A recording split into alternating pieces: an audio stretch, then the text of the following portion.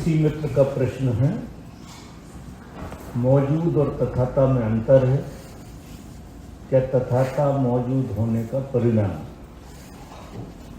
इनमें प्रश्न और उत्तर दोनों ही लिखे। जिन मित्र का भी है, जब कोई अपनी मौजूदगी को जीने लगता है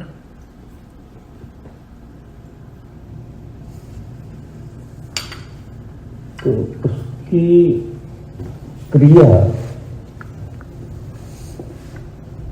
तथाता में परिवर्तित हो जाती है। तथाता का मतलब है कि हम अस्तित्व के हर कृत्य के साथ एक हार्मोनी के साथ जी रहे हैं और हमारा उसमें व्यक्ति की तरह कोई रोल नहीं है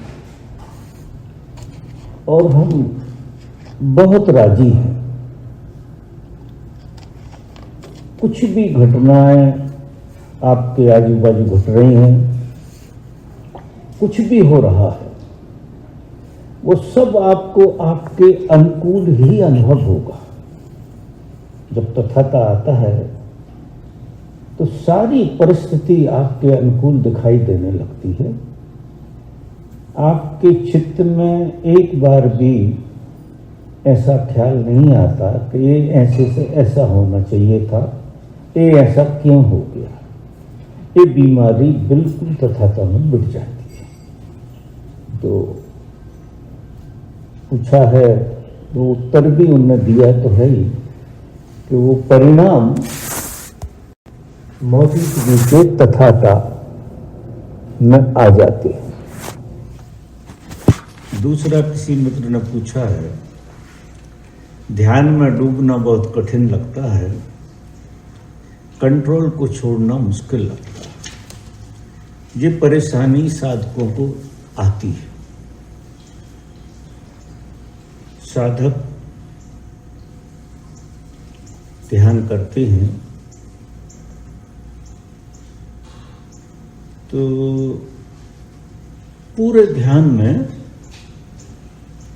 बुद्धि का नियंत्रण बना रहता है। बुद्धि के बाहर जैसे ही कोई चीज होती है वैसे ही हमें भय पकड़ता है। और ध्यान बुद्धि के कंट्रोल की बाहर की बात है। जब आपका पूरा कंट्रोल खो जाता है, आपके हाथ में कुछ नहीं है, ऐसी स्थिति ध्यान करते करते साधकों की आती है। बुद्धि अपना पूरा नियंत्रण खो देती है, क्योंकि हमारे और परमात्मा के बीच में कोई बाधा है तो वो बुद्धि की है। बुद्धि ही बाधा डालती है। बुद्धि एक संकीर्ण दायरा है जीने का, बहुत संकीर्ण दायरा, छोटा दायरा है। उसने अपने पैमाने खड़े किए हैं कि इस तरह से जीना है, इससे आगे नहीं जाना। हर जगह बुद्धि आपको रुकती रहती है। दुनियादारी में जीने के लिए उसकी जरूरत है। दुनियादारी में जब आप जीते हैं तो बिना बुद्धि के जिया नहीं जा सकता है, लेकिन ध्यान में उसकी बिल्कुल जरूरत नहीं है। लेकिन हमें क्या है, बुद्धि में जीने की आदत पड़ गई है। तो जिस तरह से हम दुनियादारी को जीते हैं उसी तरह से हम ध्यान में भी बुद्धि को पकड़ कर रखते हैं या बुद्धि हमें पकड़ कर रखती है। तो साधक को नियंत्रण छोड़ना जरूरी है। आप जो ध्यान करते हैं वो उसकी लिमिट बना के चलते हैं कि इतना, और ये सब ये म्यूजिक वगैरह से होते हैं ना ध्यान, तो ये सीखने के लिए इनके सहयोग की ज़रूरत है। जब ये सीख लो ध्यान अच्छी तरह से, तो इनकी ज़रूरत नहीं पड़ती है साधनों की, ना डायनेमिक में ना इसमें, क्योंकि ये जब ओशो ने बनाए थे, जैसे डायनेमिक में बनाया था, तो अगर आप पूरी तरह से ध्यान करेंगे तो चरण आपका भीतर से बदलेगा। हम चरण को बाहर से बदलते हैं। हमारा ध्यान बना ही रहता है कि अब कब बदलता है, पहला चरण खत्म क्यों नहीं हो रहा, तो दूसरे चरण में हम रहते हैं तो अरे इतनी देर हो गई, भूलते नहीं, दूसरा चरण पूरा ही नहीं हो रहा, कब से रो रहे हैं, चिल्ला रहे हैं, ये लगता है। इसी तरह से हमारा ध्यान म्यूजिक की तरफ बना रहता है, और जो गहराई आना चाहिए, जो आपके अंदर गियर, क्योंकि जब ये शुरू हुआ होगा तो ओशो ने शुरू किया होगा तो ये अंदर से बदला होगा। हम वहां तक जाते ही नहीं है कि अंदर से बदले गियर। चाहे नाद ब्रह्म का ध्यान हो, चाहे जो भूल हो रही है वो बता रहा हूं, आप इसको बंद कर दो और ध्यान करो, क्योंकि जिस तरह की वो बात करते हैं वो तरह हम में होती नहीं है। हम तो जितना हो सकता है उतना करते हैं और फिर इसका ध्यान चिंतन करने लगते हैं पूरा हो जाए। इसका चिंतन ना करे बगैर ध्यान करो। अब आप पहला चरण करो, देखो ये गियर कैसे बदलता है। आप ऑब्जर्वेशन करो अपने भीतर। जब आप ऑब्जर्वेशन करोगे तो आपको साफ समझ में आएगा कि पहला चरण खत्म हो गया, क्योंकि वो अंतर यात्रा का खेल है, वो बाहर से सिर्फ सीखने के लिए। दूसरे चरण में अपने आप आपका कैथारसिस शुरू हो जाएगा और गजब के ढंग से होगा। फिर दूसरे चरण को जब आप करते करते करते करते जैसे आपके पास कुछ बचा ही नहीं है उस चरण के लिए, ऐसी स्थिति हो जाएगी तो तीसरा चरण अपने आप आ जाएगा। अगर इस तरह से आपके भीतर से जाने हुए चरण बदले, ये कंट्रोल में रखेगा। अगर बाहर चित्त है तो फिर कंट्रोल बना ही है, ये आप पक्का मान। अब आपको तो छलांग लगाना और सारा खेल भीतर से देखना, बाहर से नहीं देखना। तो भीतर से आपका चरण बदलता हुआ आपको दिखाई देगा और आप जो है अगले चरण में आप देखो पहले दिन में ही आपको परिणाम आना शुरू हो जाएंगे। कभी इस तरह से ध्यान करो। हमारे जमाने में तो ये सब था ही नहीं। जब हम ध्यान करते थे पहाड़ी पे जाकर, कोई नहीं चारों तरफ, अकेले, बस विधि सीख ली थी जी। शिविरों में जाकर विधि सीख ली, पूना जाकर सीख ली, आशीर्वाद भी ले लिया भगवान का कि ये विधि आप संभालो, ईमानदारी से करेंगे। वो संभालना आपको जैसे डर लगता है, कंट्रोल जब छूटता है तो भय पकड़ने लगता है। तो जैसे हम पता नहीं कहाँ जा रहे हैं, हमारे हाथ में कुछ भी नहीं बचेगा, ऐसी स्थिति होती है। तो हम फिर वहाँ गुरु पर भरोसा करना पड़ता है कि जिसके सानिध्य में जिसकी विधियाँ हम कर रहे हैं तो वो सत्ता हमें संभाले। हम क्यों परवाह करें? हमें गहराई से ज़्यादा संभालने की चिंता हो जाती है। जैसे ही बुद्धि का नियंत्रण खत्म होता है तो डर आने लगता है। ऐसा तो नहीं, सबसे ज़्यादा डर होता है कि हम पागल ना हो जाएं, ऐसा डर हो जाए।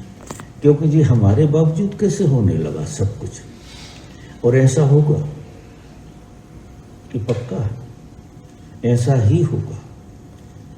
तो कंट्रोल नहीं करना, बिल्कुल अपने को छोड़ देना, पूरा अस्तित्व छोड़ दो। क्योंकि देखिए ये आखिरी काम कर रहे हैं आप जीवन का, जीवन के बहुत सारे काम हैं और ये आपने अंतिम काम हाथ में ले लिया, जीवन के रूपांतरण का।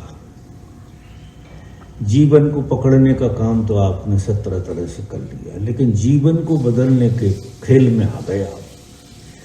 अब कैसे आ गए ये उसकी कृपा है। और वो जो सदगुरु है, तुम अगर एक कदम चलो अपने को छोड़ के, तो वो 10 कदम तुम्हें सहारा देता है, तुम्हारे 10 कदम संभाल लेता है।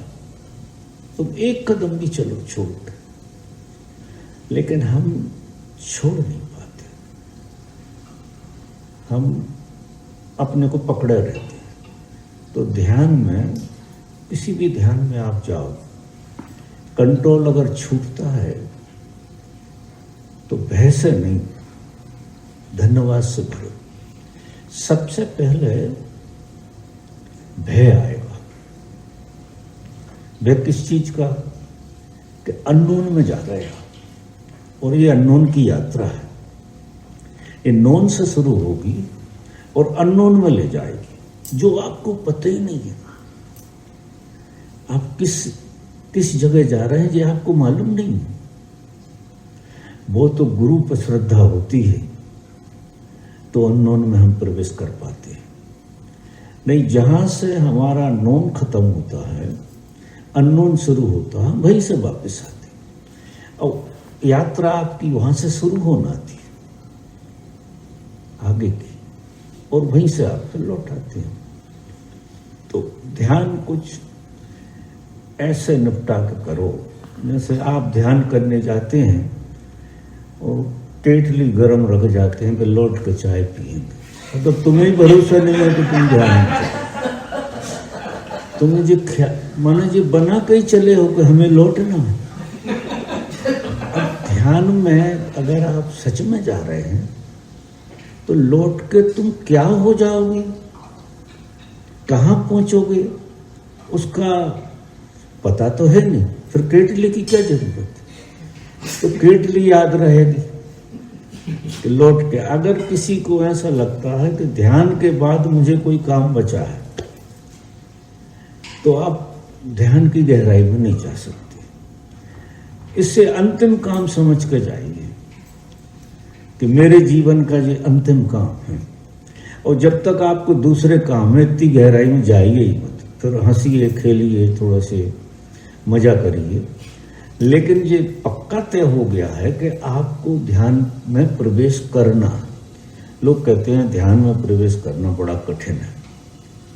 कठिन इसलिए है कि शेष बचा है, इसमें सीढ़ियां तोड़ना पड़ती है पीछे लौटने की। आप करते जाओगे, ध्यान करते जाओगे, और आपके भीतर ऐसा गहरी अभिप्सा, सत्य को जानने की जगह, परमात्मा को जानने की एक अभिप्सा पैदा हो जाएगी आपको, और आपकी सीढ़ियां पीछे लौटने की टूटती चली जाएंगी। जब साधक बहुत गहरी अवस्था में जाता है तो उसको देखता है कि मुझे लौटने के लिए कुछ बचा है क्या, और अगर बचा है तो मैंने उसको तो कई बार जिया है, उसके कोई परिणाम तो निकले नहीं। तो फिर मुझे अननोन में प्रवेश करना, मुझे लौटना नहीं।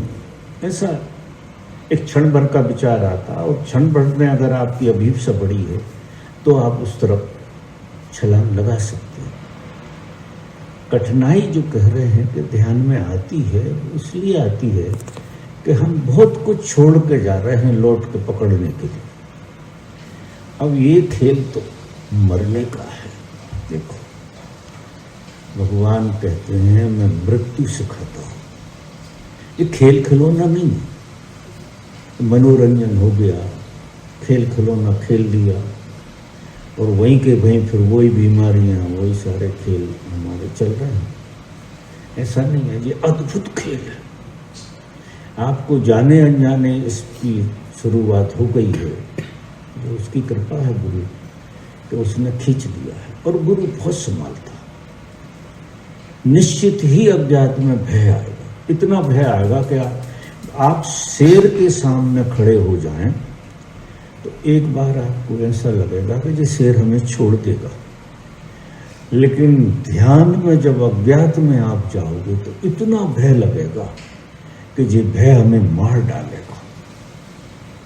और जिस आदमी को ध्यान में भय नहीं आया वो ध्यान की गहराई में गया ही नहीं, क्योंकि ध्यान की गहराई में जाने में तुम मिटोगे और कुछ और होगा। तो बीच में पड़ा है जीवेषण, जीने की चाह। बीच में हमारे क्या पड़ी है? जीव, लस्ट फॉर लाइफ। वो जीवन की जो चाह है वो हमें धक्का देकर बाहर ले आती। तो धीरे धीरे एक तो महापुरुषों को पढ़ना चाहिए अच्छी से। ये ऐसी बढ़िया बढ़िया बातें कहते हैं, हर लेक्चर में कहीं ना कहीं आपको किसी जगह पर ले जाने का प्रयास करते हैं। तो आप जो है गहराई में जब जाएंगे तो इनका पूरा सहयोग आपको मिलेगा। और अज्ञात में जो आदमी जाने को तैयार है उसके लिए ध्यान में कोई कठिनाई नहीं। इतने दिन से ध्यान करते हैं और वहीं के वहीं वापस कोल्हू के बैल की तरह जिंदगी चल रही है। ना तो संसार में कुछ हो रहा है और ना ध्यान में कुछ। तो मित्रों, पहले समझ लो बात, ये खेल खिलौना नहीं है।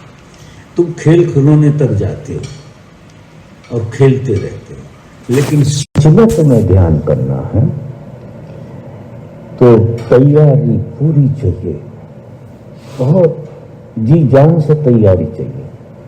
कोई मरता नहीं है, मजा देखो, लेकिन मरने का भय ध्यान में सबसे ज्यादा आता है। दो तरह के भय आते, या तो मैं पागल हो जाऊंगा या फिर मैं मर ही जाऊंगा, बचूंगा नहीं। तो जब आप सुनोगे उनकी वाणी, बहुत सारी बार कई बातें उन्होंने बताई हैं, तो मेंटली आप प्रिपेयर्ड होंगे मरने के लिए।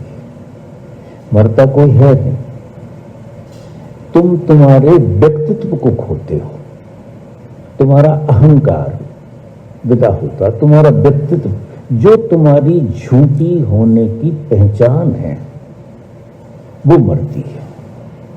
और झूठी होने की पहचान इतनी ज्यादा हो गई है, इतनी ज्यादा हो गई है कि हम उस पहचान को, हमने बनाई वो पहचान, सारा जाल, और हम ही उस जाल को नहीं तोड़ पा रहे हैं। एक भी चीज आपने बना ली है वो छूटती नहीं। जैसे मैं उदाहरण के लिए एक बात कर रहा हूं कि तुम्हारी शादी नहीं हुई थी तो पत्नी नहीं थी, तो तुम पति नहीं थे। पर शादी हो गई तो तुम पति हो गए। अब ये पति होने को बुला कर दिखाओ, साल 2 साल अगर साथ में रह ली तो फिर बुला के दिखा दो इसे। अब तुम हो तो परमात्मा, मजा जी देखो, लेकिन पति होने के भ्रम में सारी जिंदगी गंवा दी। वो पति को संभाल के भी रखना पड़ता है, क्योंकि पत्नी याद भी दिला देती है कैसे पति हो, तो उठा पटक दुनिया भर की चलती रहती है। तो जो सीखा है उससे अनसीखा करना। पत्नी से कोई भाग के नहीं जाना, घर नहीं छोड़ देना, समझ से देखो कि यार हम जब शादी नहीं हुई थी तो पति नहीं थे, तो क्या हम उस स्थिति में अब नहीं हो सकते? हम पत्नी के सामने रहें और पति ना हो, कितना मजा रहेगा। पति होने के कारण 17 बीमारियां पैदा हो गई हर एक की। फिर जो तुम होते हो, जो पति तो एक कहानी है, जो तुम होते हो वे 17 बीमारियां होती। अब पत्नी तुम्हें मिली थी कि इस जगत में तुम पति का एक रोल करते, एक कैरेक्टर करते, बढ़िया कैरेक्टर करते, अटैच नहीं होते, कैरेक्टर करते। अब पत्नी को रखाने में लगे, कोई कहीं देख रहा है क्या, कुछ हो रहा है क्या, ये सारे खेलों में लग गए, क्योंकि उसे पत्नी मान ली। अच्छी भली स्त्री थी, सुंदर लगती थी, अच्छी लगती थी, और जितने ज्यादा पति हो जाओगे उतनी पत्नी कुरूप लगने लगे, क्योंकि पति होकर तुमने सत्यानाश कर लिया पूरे गेम का, पूरा गेम बिगाड़ लिया। ये इतना सुंदर गेम था खेलने के लिए, बहुत ही गजब का गेम था। पति होकर जियो, बाप होकर, कुछ भी होकर, लेकिन कैरेक्टर, तुम्हें सिर्फ कैरेक्टर करना। जे अगर तुम ठीक से सुनोगे भगवान को तो बहुत जगह उनने अच्छी तरह से एनालिसिस किया है कि आपके अलावा, आपके होने के अलावा सच्चे कुछ नहीं हो सकते, और जो हो गए वो चूंकि झूठ है तो उसकी रखवाली करना पड़े निश्चित। जैसे तुम धनपति हो गए, बहुत पैसा तुम्हारे पास हो गया, पैसे के चौकीदार हो गए, चौकीदारी शुरू हो जाएगी, मालिक नहीं। मालिक तो छोड़ने वाला होता है, पकड़ने वाला मालिक कैसे होता है? पकड़ने वाला तो चौकीदार रहेगा ना। तो हम हर चीज की चौकीदारी कर रहे हैं, हमारी इज्जत की, हमारी जात की, पता नहीं क्या क्या उपद्रव, सबकी चौकीदारी कर रहे हैं। अब ये 1760 बीमारियां लेके ध्यान में प्रवेश कैसे हो सकता? बहुत मुश्किल मामला है। तो आप पहले महापुरुषों को समझो, क्योंकि ये खेल खिलौना नहीं है। मैं ईमानदारी की बात कहूंगी, जो घर बार है आप नो चले हमारे साथ। कौन सा घर बार है? अस्मिता का। तो घर में आग नहीं लगानी, क्या बीवी को भगा देना। बीवी के भगाने से अगर काम होता तो बहुत ही सस्ता हो गई। घर छोड़कर पेड़ के नीचे बैठ जाते हैं बेवकूफ लोग। अगर उससे काम होता तो इससे सरल तो कोई बात ही नहीं। ये परमात्मा ने तुम्हें भेजा है एक गजब के अनुभव से गुजरने के लिए, और फिर इसके साक्षी बनने के लिए कि तुम तुम्हारे पति होने के साक्षी हो। तुम पति नहीं हो, तुम मात्र इस गेम को देख रहे हो, जो गेम हो रहा है।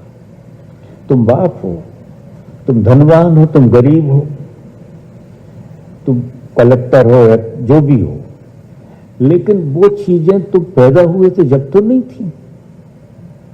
ये सब तुमने ओढ़ी नहीं है। तो ओढ़ी चीज को आत्मा बना ली। अगर आत्मा बनाई है तो दुख भोगो,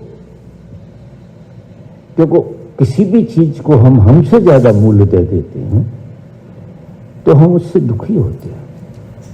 हम हर चीज को इतना मूल्य दें कि हम मर जाएं, ये न मरे, ये न छूट जाए, भले हम छूट जाए। ऐसी पकड़े हैं, गजब गजब की पकड़े। वे पकड़े समझना पड़ती हैं सुन के, और साधना से विवेक जागेगा। साधना क्या करती है? जो ध्यान और कुछ नहीं करता।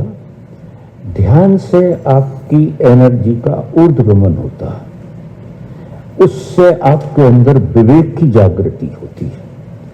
विवेक जब आपका जागता है तो आपने क्या पकड़ा है, क्या पकड़ने योग्य है और क्या पकड़ने योग्य नहीं, वो समझ पैदा होती है। और वो जैसे जैसे समझ पैदा होती है तो तुम निर्भर होते हो। फिर और गहरे ध्यान में जाओगे, और समझ पैदा होगी। ये एक दिन में नहीं हो जाएगा। मैं कहूँ कि आज तुम सक्रिय ध्यान कर लो, आज ही तुम्हारा काम हो जाएगा। ये रोज रोज का प्रयोग और रोज रोज आपकी समझ डेवलप होना चाहिए। अगर आपने गहराई से ध्यान किया है तो पक्का है कि आप कल से आज ज्यादा समझदार हो जाओगे। ये विवेक जगाता है ध्यान। हमारी बुद्धि जागी है, विवेक नहीं जागा है। और विवेक जो है ना, हमें हर चीज की असलियत दिखा देता है, हर चीज की। और हर चीज की असलियत दिखती है तो हम अपने पर लौटने लगते हैं, ज्यादा से ज्यादा अपने को जीते हैं, बाकी खेल करते हैं। खेल करो, बहुत बढ़िया खेल है, लेकिन खेलते ही रहोगे कि लौटोगे भी अपने। तुम्हारी शादी हुई थी जब तो खेल किया था तुमने शुरू, लेकिन उस अवस्था में जहां तुम्हारी शादी नहीं हुई थी उसमें लौट ही नहीं पा रहे। लौटते हो तो बहुत कुछ लेकर लौट रहे हो, तो वो साथी बना रहता। अब मेरी बात समझ रहे हैं आप? जीवन इतना सुंदर है, देखो इतना सुंदर है, उसको इतने अच्छे ढंग से जिया जा सकता है अहोभाव से। ये परमात्मा का खेल है, ये बुद्धि का खेल नहीं है। शुरू शुरू में बुद्धि से हम फंसते हैं और विवेक से बाहर निकलते हैं। बुद्धि फंसाएगी। अगर एक बार फंसे नहीं तो फिर मुक्त होने का मजा कैसे आएगा?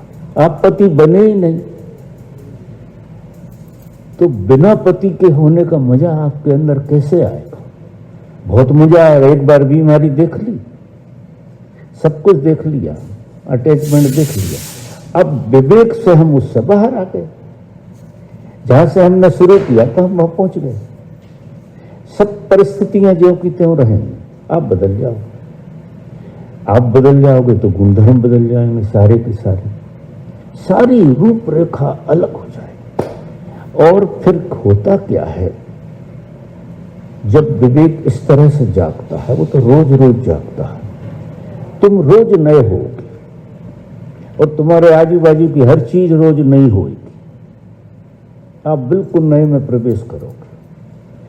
इवन आपकी पत्नी है, आपको वही लगेगी जो पहले दिन शादी में आई थी, तो वो पहली बार दिखेगी। तुम तो बदल गए ना, हर चीज पहली बार दिखेगी, क्योंकि सवेरा हो गया। जीवन क्या है? एक विकास का नाम है। जैसे फूल है, वो विकसित होता है। सवेरे देखो तो वो बिल्कुल नया नहीं होता, रात को देखा था तो कुछ और होता है। हम वही फूल हैं, हम रोज विकसित होते हैं, लेकिन हमारा विकसित होने का हमें बोध ही नहीं होता है।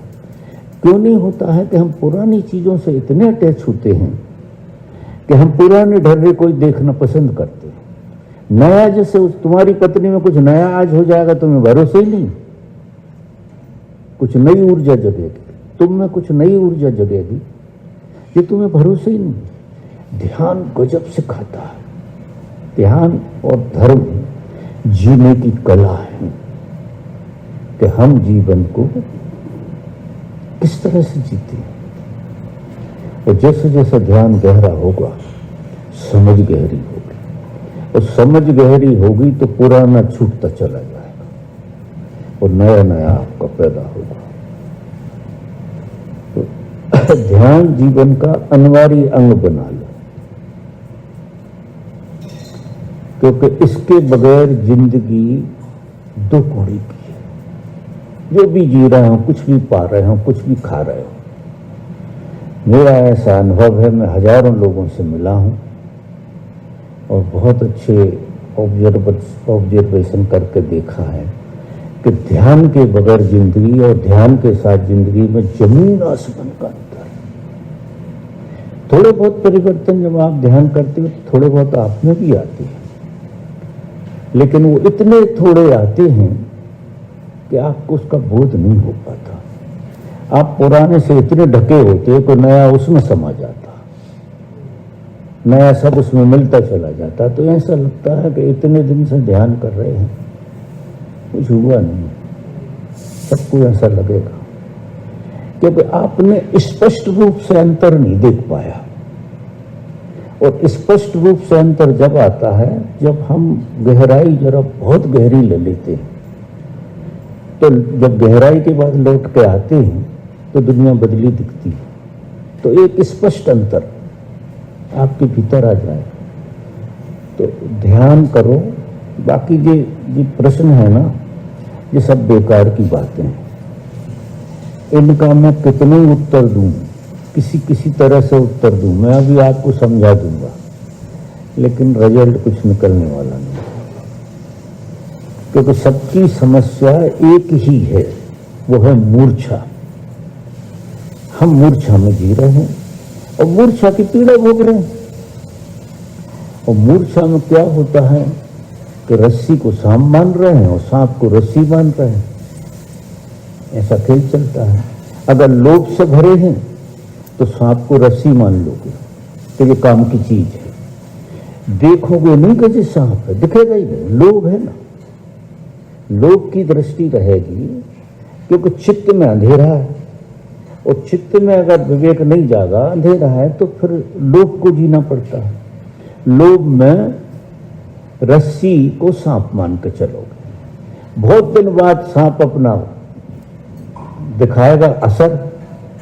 जैसे लोभ के कारण तुमने कोई मित्र बनाया, लोभ के कारण बनाया, थोड़े दिन मित्रता चलेगी, फिर जब वो काटेगा तो कहोगे आस्तीन का सांप निकला। वो तो पहले दिन से ही था, लोभ के कारण दिखाई नहीं दे रहा था। अगर लोभ नहीं होता तो आप पहले ही देख लेते कि जो घटना ऐसी है, तो व्यवहार ही नहीं करते।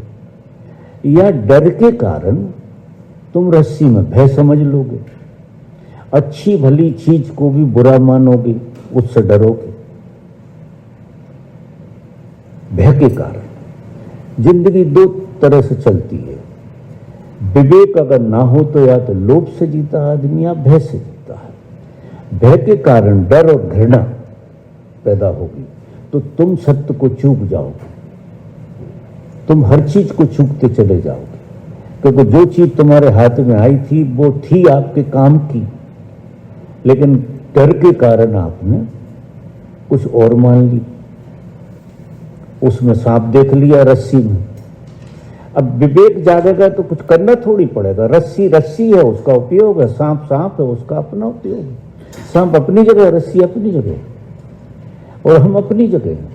अगर विवेक जागा तो आप दोनों के बाहर आ जाओ, ऐसी स्थिति हो। समझ रहे आप मेरी बात? तो ध्यान बहुत अनिवार्य है। हम सबको संकल्प लेना है कि ध्यान रोज करना।